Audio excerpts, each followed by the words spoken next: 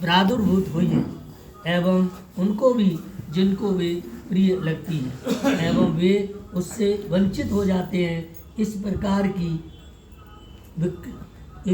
की चित्तवृत्तियों से स्वार्थ बढ़ता है एवं महत्वाकांक्षा और आसक्ति बढ़ती है। अस्त शांति एवं सुख के लिए इसके वास्तविक स्वरूप को जानना चाहिए। इसका बंधन किसी भी प्रकार से प्रियकर नहीं हो सकता। ये बंधन क्लेश भी पैदा करते हैं। जो किसी को प्रेम नहीं करता, किसी से घृणा नहीं करता, उसको कोई क्लेश नहीं होता। प्रिय प्रेम और काम ऐश्वर्य से भी शोक उत्पन्न होता है, उनसे भी भय पैदा होता है और पुरुष उनसे मुक्त है, उसे शोक और भय नहीं हो सकता।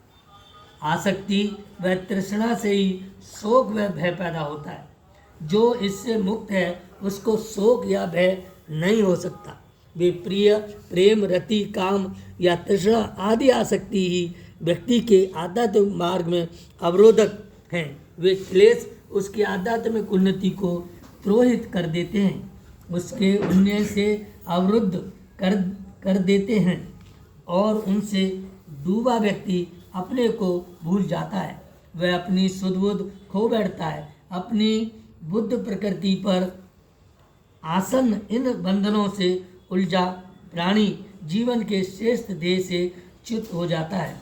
वह इससे वशीभूत व इनसे घिरा होकर जीवन की वास्तविक परिस्थितियों के समान करने में भी कतराने लगता है एवं दुखी होता है। परंतु जो इस सच्चाई को समझता है कि इस आनंद में भी दुख छुपा है, सुख और दुख जीवन के दो पहलू हैं।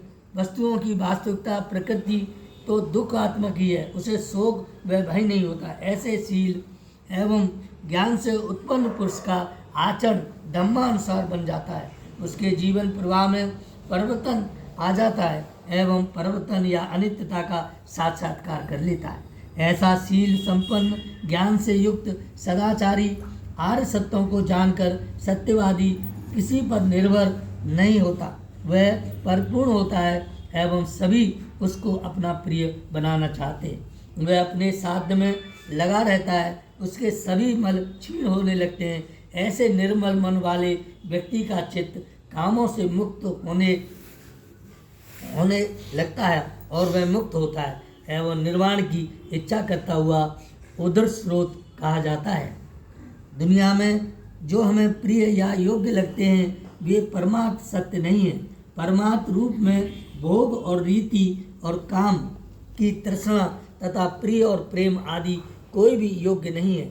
इनमें रत व्यक्ति अयोग्य में रमा रहता है और योग्य परमार्थ निर्माण व शांति का त्याग करने वाला बन जाता है। उसे सांसारिक प्रपंच प्रिय लगते हैं और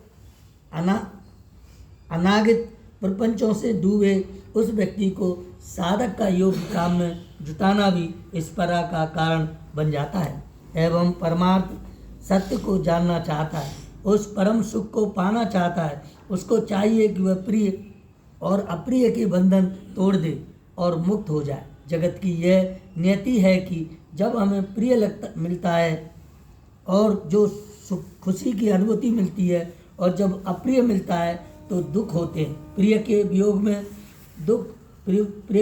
में दुख है और अप्रिय के मिलन से भी दुख पैदा होता है। इस प्रकार के जगत में एवं वस्तुओं के ऐसे स्वरूप में प्रिय और अप्रिय बनना कहाँ की बुद्धिमानी है। अस्तु तथागत कहते हैं प्रिय मत बनाओ, जिनके प्रिय और अप्रिय नहीं है वे बंधन मुक्त हैं।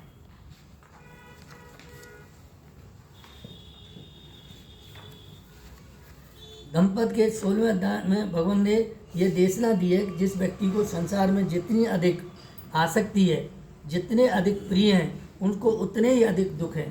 प्रिय प्रेम रति तृष्णा काम आदि के स्वरूप को जानना चाहिए। इसका बंधन किसी भी प्रकार से सुखदायी नहीं है। तथागत कहते हैं कि प्रिय मत बनाओ।